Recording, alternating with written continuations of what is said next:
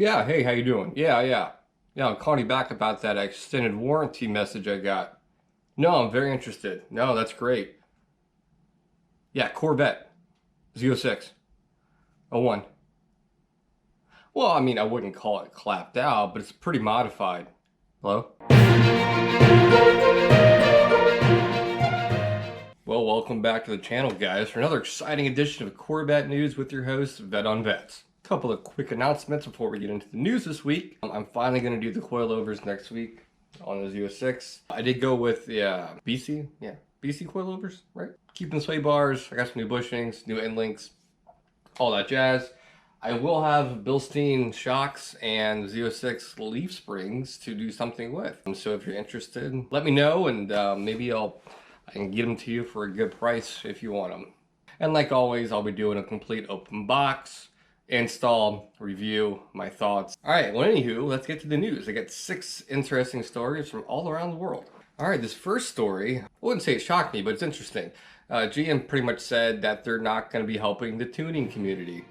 So the C8 ECU is still not unlocked, and they have no desire to help you unlock it, and they hope you never figure it out. Taz Juctor guy, that guy, he has came out and said that it's more of an issue with hacking.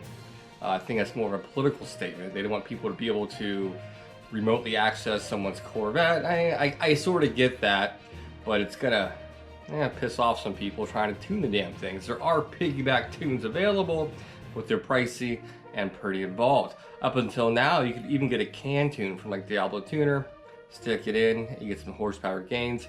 It looks like that won't be the case anytime soon for the C8. But yeah, it's crazy to think that the C8 has been out, on the market for almost a year and a half, and there's not even an intake made for it because they can't get an easy way to remap the mass flow, which is pretty nuts. These things are pretty high tech, so we'll see. I honestly think someone will crack it. I feel like we go through this every generation. It's a little bit harder every time, but eventually someone does get it.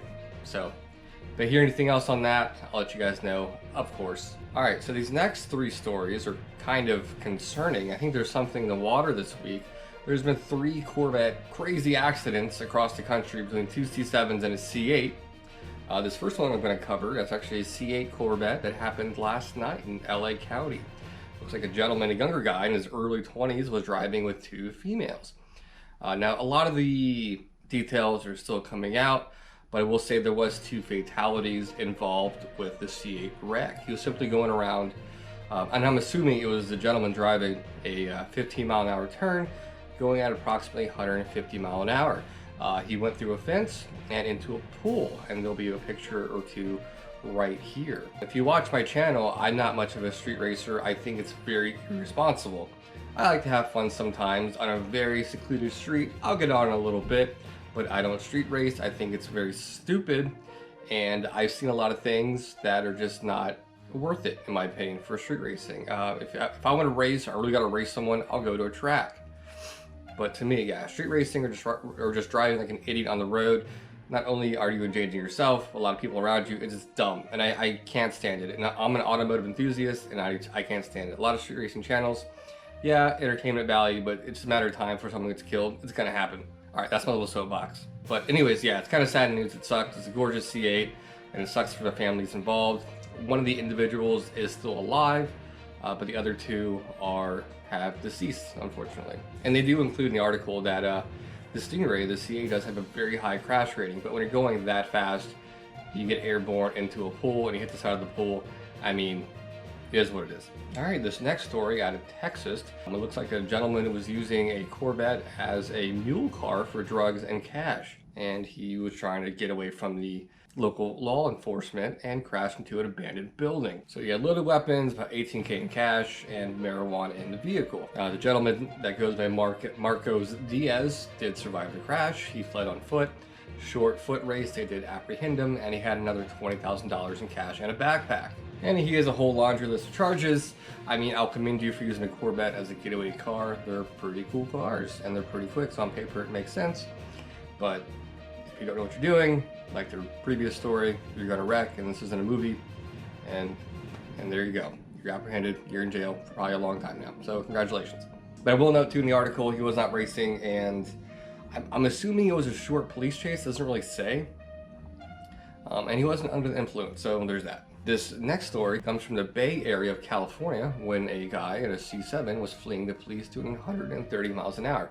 Now, this story is kind of crazy to me because I lived in California for a brief time.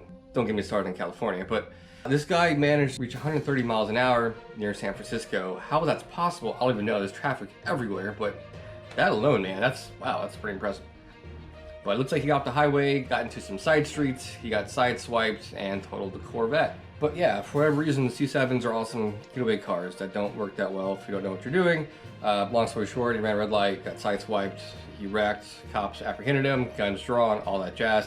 I don't see what he did here exactly, but I just thought it was fascinating that, you know, another Corvette high-speed chase. I'm sure you can Google this and it'll come right up if you want to watch the chase itself. Man, a lot of stupid people, you know what I mean? And it's sad too, like Corvette channel, just hearing all this like Corvette carnage too. People as well, it sucks, but man, this next story is very interesting. I kind of touched on it on a video I did a couple days ago, and this is just one little part of that if you didn't see that video. Long story short, Ford has bought a Stingray, a red one. There's a picture here, a couple pictures of it, and they're using it as a benchmark for something. No one knows what. The closest thing they have in their lineup is the GT500, but that's a front engine car.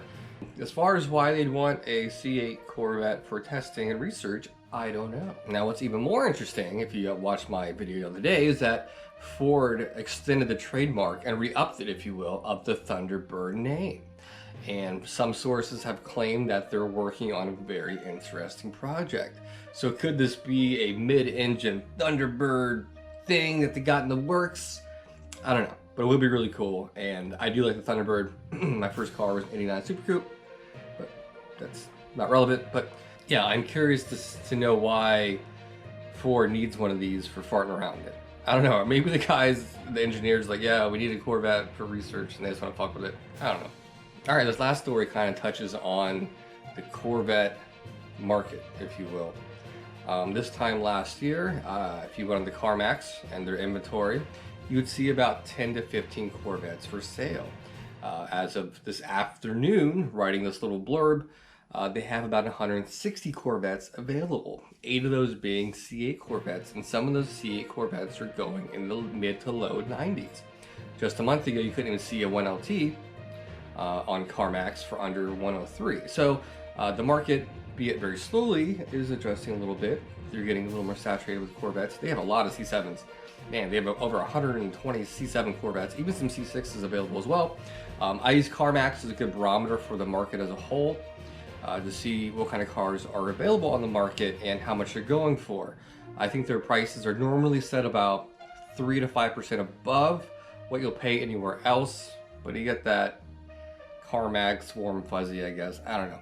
But it's a good tool for me to see how cars are on the resale market, and the fact that we're seeing a lot of Corvettes being cultivated through CarMax is a good sign if you're a buyer in a buying market. It's not a great sign if you're trying to sell, but it is what it is. So, but yeah, regardless, if you're trying to get a C7, you can get an okay-ish deal on a C7 at CarMax compared to just 6, 7, 8 months ago. They have come down just a little bit. They're still way above what they should be, in my opinion. Gorgeous cars, the C7, but they're still a little inflated. But I thought it was kind of interesting. So yeah, if you're curious on market trends on cars, look at CarMax. It's a good barometer. And Car Gurus as well has some really fun analytics tools if you fart around with it. Just an FYI. Well, in any case, guys, it is hot as shit in my garage, so I'm going to go ahead and edit this and get it out to you guys tonight. Hope you guys enjoyed this, and I'll be back in a couple days with some more fun Corvette or car content. I don't know. I gotta think of something. And if you guys ever want to see a type of video, like, hey, this guy should ping on that, let me know, and I'll do it. I don't mind doing it. Whatever it is. So, alright. Anyways, guys, that's all I got, and I'll see you guys next time. Mark out.